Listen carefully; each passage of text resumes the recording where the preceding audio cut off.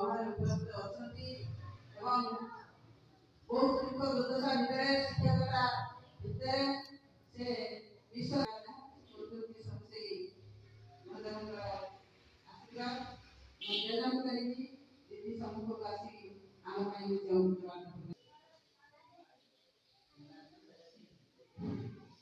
जय गुरुदेव। ओम भूर्भुवः नमः प्रचोदयात्। सर्वप्रथमे परम पूज्य गुरुदेव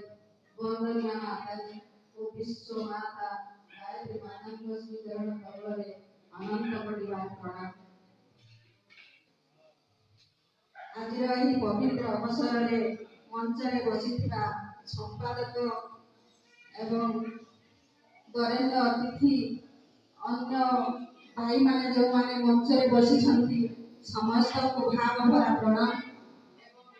ଆଜିର ଏହି କାର୍ଯ୍ୟକ୍ରମରେ ଯୋଗ ଦେଇଥିବା ସମସ୍ତ ଦେବତୁଲ୍ୟ ଭାଇ ଏବଂ ଦେବୀଶ୍ୱର ମା ମାନଙ୍କୁ ମୁଁ ମୋର ଯଥାମାନ୍ୟ ପ୍ରଣାମ ଅଭିନନ୍ଦନ ଓ ସ୍ୱାଗତ। ପ୍ରକୃତରେ ଆଜି ଗୋଟିଏ ବହୁତ ଶୁଭ ଅବସର ମିଳିଛି ଆମ ନିଜର କଥା ମନର କଥାକୁ କହିବା ପାଇଁ। ଆମେ ଅନେକ ଦିନ ହେଲା ଅଖଣ୍ଡ ଜ୍ୟୋତି ପଢୁଛେ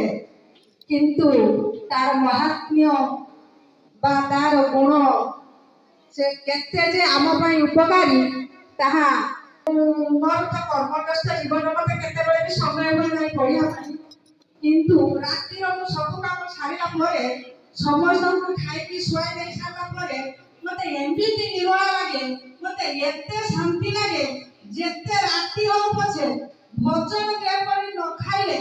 आम शरीर असुस्थ हो जीवो मु ठीक सेंति फील करे जो दिन मु लेखि पारि न थाए मंत्र जो दिन मु पगे अखंड जदि पढि न थाए से दिन मते किछि भलो लागे प्रकृତରେ କହିବାକୁ ଗଲେ मोर बाबू जे से राती रे मते भारी विरक्ति पाନ୍ତି तो दिन सारा जाई आसी तू सोई पड़ू शीघ्र मते केमिति गोटे भीतर लागे मु लेखला पर तू सोई पारिबनी मु आ धाडी न पड़िला पर्यंत मु एमति सोई पारिबनी मो भीतर जेमिति किए मते कहूची माने मते जेमिति आत्माटा अपेक्षा करी जेमिति शरीरटा खाद्य पाई आत्माटा सेमिति दी धाडी मंत्र रखि देले आ दी पद पाठ अखंड जति पढि देले ता पर मु जाई सुए।